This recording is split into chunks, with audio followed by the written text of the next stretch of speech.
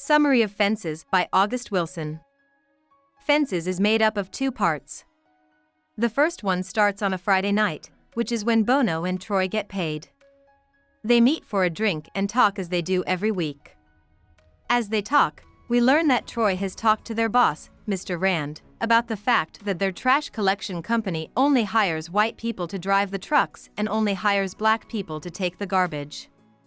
Bono then says that he thinks it's strange that Troy is seeing Alberta in addition to his wife.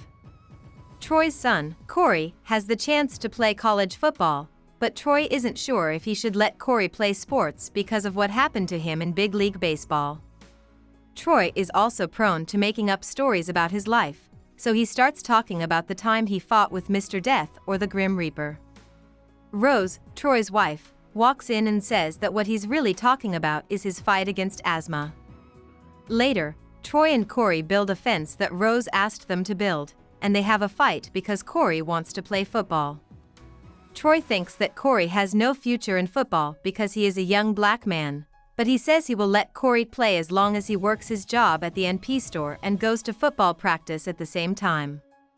Even though Corey is supposed to meet with a recruiter, who would give Troy papers that, if he signed them, would get his son a job at a college, Troy is tough and says he won't sign anything unless Corey works. We find out in the end that Corey never gets his job back at the NP, and when Troy finds out, he tells his boss to kick Corey off the team.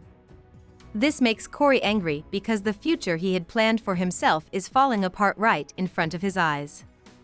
Troy tells him that because he didn't do what he was told, he didn't get his job back at the NP, which is like a strike in baseball. Bono tells Troy while they are making Rose's fence that he thinks Troy should know what a good and loving woman Rose is to him. Troy is annoyed that Bono feels the need to tell him this, so he asks Bono why he feels the need to say something like this. Troy finally tells Bono that he had an affair with Alberta, and Bono tells him that he needs to find a way to make things right. He also says that he has always admired Troy because he was smart enough to choose Rose over all the other women who liked him. Soon after, Troy tells Rose that he's been having an affair with Alberta and will be the father of her baby. Rose is shocked that Troy would do something like this at his age. She stands up for herself and blames Troy for not making enough sacrifices to keep the relationship going. When Corey walks in on Troy and Rose fighting, he is angry to see Troy grabbing Rose by the arm roughly, so he fights his dad and gets another strike. We find out later that Alberta died when she gave birth to Raynell, who was Troy's child. Rose says she'll take care of Raynell. Then, on another one of Troy's Fridays, Troy and Corey break up after arguing about Troy cheating on Rose. The play then stops for 8 years. The last act starts when Troy is about to die. Corey, Lyons, Troy's son from a previous marriage, Rose, Raynell, Gabriel, Troy's brother with a brain injury who thinks he's an angel, and Bono are all at the Maxon house getting ready to go to Troy's funeral. Corey, on the other hand, says he doesn't want to go. Rose scolds him, telling him that Corey has to go because Troy was his father and that not going to the funeral doesn't make him a man. Gabriel walks onto the scene and tries to play the music of spiritual joy on his trumpet of judgment, but nothing comes out.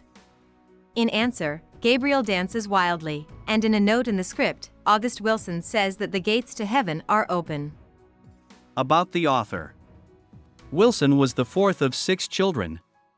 He grew up in a poor area of Pittsburgh that was mostly made up of Black Americans and Italian and Jewish immigrants. Wilson's parents split up in the 1950s, and he and his family moved to Hazelwood, a mostly white working-class neighborhood in Pittsburgh. When they showed up, as a black family, they were not welcomed with open arms.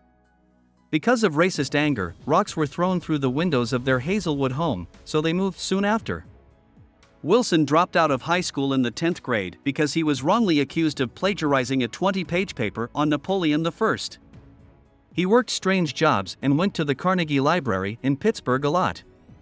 Wilson learned to read at the age of 4 and eventually got a special high school diploma from the library for how much he learned from its books so early in life. Wilson is best known for his Pulitzer Prize-winning plays Fences, The Piano Lesson, Joe Turner's Come and Gone, and Ma Rainey's Black Bottom. He once said that 4Bs influenced his work the most: blues music, the writers Jorge Luis Borges and Amiri Baraka, and the painter Romari Bearden.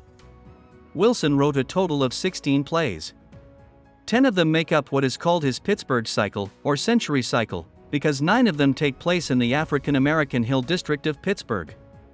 Wilson died in Seattle at the age of 60 from liver cancer. He was one of the most famous writers of the 21st century.